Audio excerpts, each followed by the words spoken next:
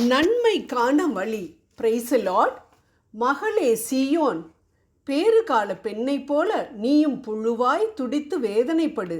ஏனெனில் இப்பொழுதே நீ நகரை விட்டு வெளியேறுவாய், வயல் வெளிகளில் குடியிருப்பாய், பாபிலோனுக்கு போவாய், அங்கிருந்து நீ விடுவிக்கப்படுவாய். உன் பகைவர் கையினின்றும் ஆண்டவர் உன்னை மீட்டருள்வார்.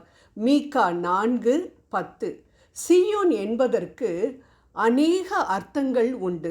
அதாவது சீயோன் என்பது எருசலேமில் உள்ள ஒரு மலை எனவும், ஆண்டவருடைய பிரசன்னம் நிறைந்த ஆராதிக்கும் இடம் எனவும், ஆண்டவருடைய மக்கள் ஆண்டவரோடு நிரந்தரமாக தங்கியிருக்கும் புதிய எருசலேம் எனவும், ஆண்டவரால் மீட்கப்பட்ட மக்கள் அடைக்கலம் தேடும் இடம் எனவும் அறிந்து கொள்ளப்பட்டாலும், இந்த இடத்தில் அது எருசலேம் வாழ் யூத மக்களை குறிப்பிடுவதாக சொல்லப்பட்டிருக்கிறது.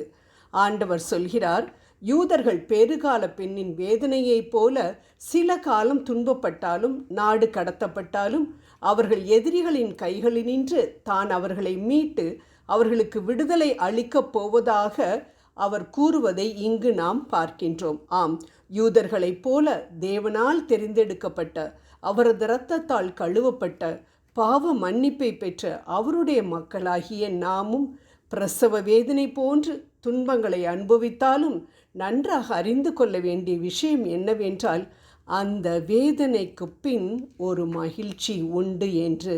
ஆமேன். நாம் படும் வேதனைக்கு பின் ஒரு மகிழ்ச்சி நிச்சயம் உண்டு. ஆம், நம் துன்பங்களை கண்டு நாம் அழலாம், ஐயோ தாங்க முடியவில்லையே என்று கதறலாம். ஆண்டவரும் சொல்கிறார், என்னால் தெரிந்து கொள்ளப்பட்ட மகள் சீயோனே, அழு, நன்றாக அழு. அதுவும் மிகுந்த வேதனையை கொடுக்கக்கூடிய பிரசவ வலியைப் போல இருக்கும் வலியினால் அழு.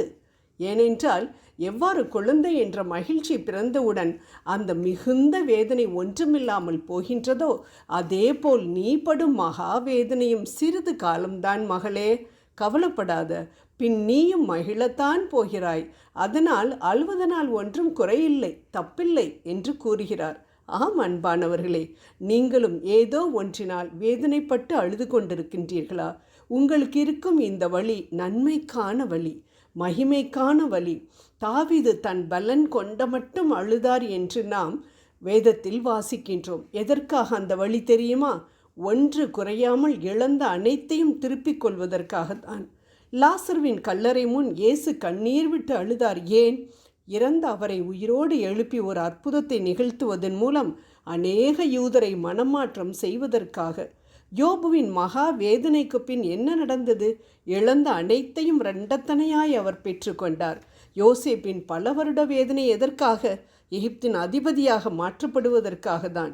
சிலுவையில் பட்ட வேதனை எதற்காக? உங்களையும் என்னையும் நம் பாவத்திலிருந்து மீட்டு கொள்வதற்காக தான். ஆகவே அன்பானவர்களே, நம் வழிக்கு பின்னால் ஒரு காரணம் இருக்கிறது என்று நாம் அதை வழியாக பார்க்காமல் ஒரு பெரிய நன்மையை கொண்டு வரக்கூடிய காரியமாக அதை பார்க்கின்றோமோ, அன்றே நாம் அந்த வழியினால் வேதனைப்படப் போவது கிடையாது. ஏனென்றால் ஆண்டவர் யோவான் 16:20 நீங்கள் அழுது புலம்புவீர்கள், ஆனால் உலகம் சந்தோஷப்படும், உங்கள் துக்கம் சந்தோஷமாக மாறும் என்கிறார். ஆம் அன்பானவர்களே, இந்த வாக்கை உறுதியாய் பிடித்து கொண்டு ஜெபம் செய்வோம். ஆண்டவரே, எனது இந்த வழிக்கு பின்னால் ஒரு நன்மை வரப்போகிறது என்று சொல்லியிருக்கிறீரேப்பா, அதுக்காக ரொம்ப ரொம்ப நன்றிப்பா. என் எதிரிங்கள் எல்லாமே எப்போ என் வீட்டில் அழுக சத்தம் கேட்கும்னு அப்படி பார்த்துக்கிட்டு இருக்காங்க. இதோ அவங்க கேட்க போவது என் அழுகை குரலை அல்ல, சண்டை சத்தத்தை அல்ல, வியாதியின் புலம்பலை அல்ல, பிள்ளைகளின் அழுகுரலை அல்ல, மாறாக துதியின் சத்தத்தை. எப்பொழுதும் துதியுங்கள் என்று சொன்னீரே, நான் எந்த வழியானாலும் உம்மை துதிக்க கிருபை தாரும். அதன் மூலமாய் நீர் எனக்கு செய்ய இருக்கும் நன்மைகளை அவர்கள் பார்க்கத்தான் போகிறார்கள்.